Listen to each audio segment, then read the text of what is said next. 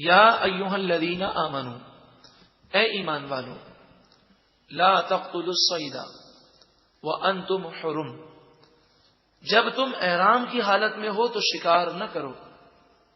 ومن قتلہ منکم متعمدا، اور جو تم میں سے حالت احرام میں جان بوجھ کر شکار کر لے، فجزاء مثل ما قتل من النعم، تو اس کی سزا یہ ہے کہ جس جانور کو اس نے شکار میں قتل کیا اس جانور کی قیمت وہ کفارے میں ادا کرے.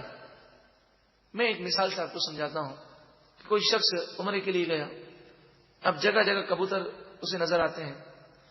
احرام کی حالت میں کبوتر کا شکار کرنا یہ حرام ہے. بالفرض سمجھانے کے لیے عرض کرتا ہوں کہ کسی کو طبیب نے کہا کہ کبوتر کا خون جو ہے تو اپنے ہاتھ پر ملے گا تو تیرے ہاتھ میں جو کمزوری ہے دور ہو جائے گی. اس کو وہیں پر وہ چیز یاد آ گئی. اس نے کہا بہت زیادہ کبوتر ہیں، ایک کبوتر پکڑا اور اسے ذبح کر دیا. احرام کی حالت میں اگر کیا تو اب اسے اس کبوتر کا کفارہ ادا کرنا ہوگا. اب وہ وہاں پہ معلوم کرے گا کہ اس کبوتر کی قیمت کیا ہے. جب وہاں کے لوگ اسے بتائیں گے بھئی یہ کبوتر 10 ریال کا ہے، 100 ریال کا ہے کہ 1000 ریال کا ہے، جو بھی اس کی قیمت ہو اس قیمت کو اسے صدقہ کرنا ہوگا.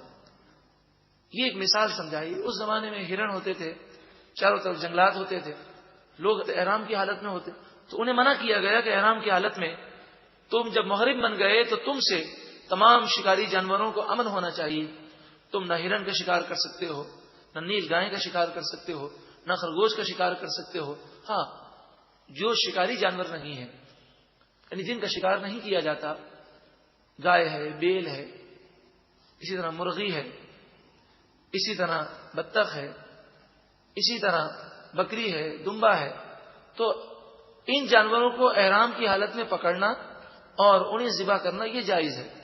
لیکن جو جانور عموماً شکار کیے جاتے ہیں ویسے ہاتھ میں نہیں آتے، اور کبوتر بھی اس میں داخل ہے، چڑیا بھی اس میں داخل ہے، کہ اس کا پھر کفارہ بھی دینا ہوگا اور توبہ بھی کرنی ہوگی. اس کا فیصلہ قیمت کا کون کرے گا؟ یحکم بہ ذوی عدل منکم، تم میں سے 2 انصاف کرنے والے سمجھدار فیصلہ کر کے بتائیں گے کہ اس کی قیمت یہ ہے. ہم اپنے طور پر کبوتر کی یا چڑیا کی قیمت کا تعین کر لیں تو ہمیں اجازت نہیں ہے.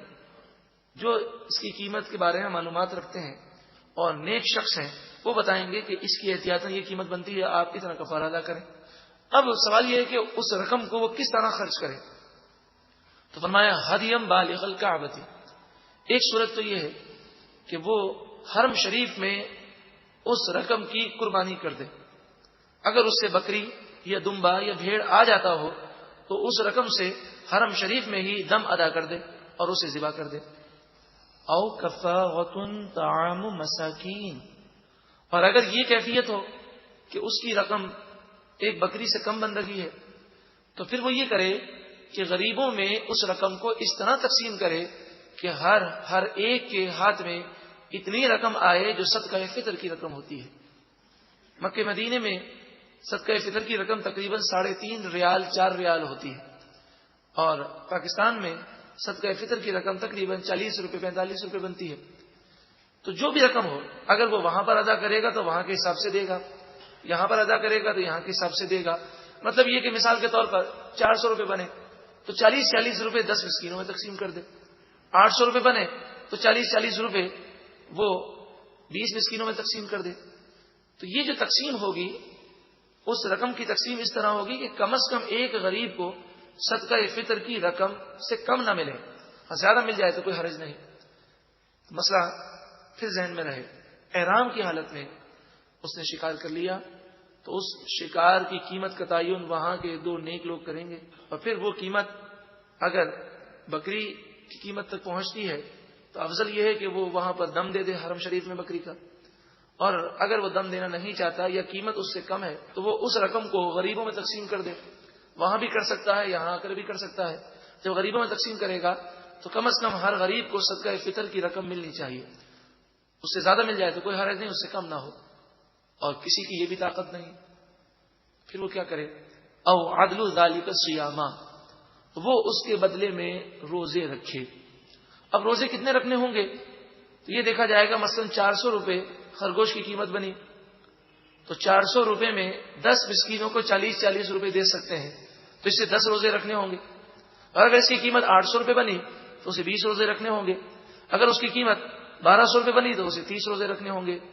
اس طرح جو قیمت بنے وہ صدقہ فطر کی رقم سے تقسیم کیا جائے. فی زمانہ 40-45 روپے سے تقسیم کریں اور پھر دیکھ لیں کہ یہ کتنے آدمیوں میں تقسیم ہو سکتی ہے. اب وہ اتنی رقم تو نہیں رکھتا تو اس کے بدلے میں اتنے روزے رکھ لیں. لیذوق وبال امری، اپنے گناہ کا وبال وہ چکھیں، اس لیے یہ حکم دیا گیا تاکہ آئندہ کوئی یہ گناہ نہ کرے. عفا اللہ عما سلف، یہ آیت نازل ہونے سے پہلے جو کچھ تم سے ہو گیا اس کا کفارہ نہیں دینا ہوگا، اللہ نے معاف فرمایا. ومن عادا، اب جو کوئی سرکشی کرے اور اس آیت کے نازل ہونے کے بعد بھی یہ کام کرے اور کفارہ بھی ادا نہ کرے، تو جان بوجھ کر یہ کرنا گناہ اور پھر کفارہ بھی ادا نہ کرنا تو یہ تو ڈبل گناہ ہے. فَيَنْتَقِمُ اللَّهُ مِنْهُ، تو اللہ تعالیٰ اس سے بدلہ لے گا.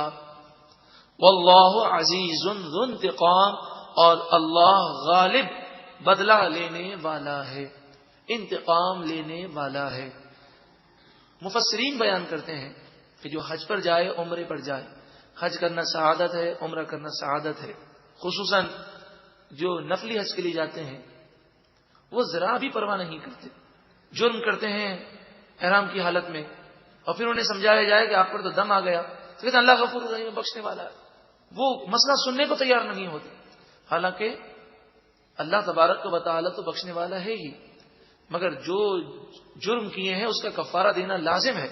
اور یہاں احرام کی حالت میں شکار کرنے پر کفارہ بیان ہوا اور کفارہ نہ ادا کرنے والوں کو فرمایا گیا کہ اللہ تعالیٰ غالب انتقام لینے والا ہے. اس سے ان لوگوں کو ڈرنا چاہیے.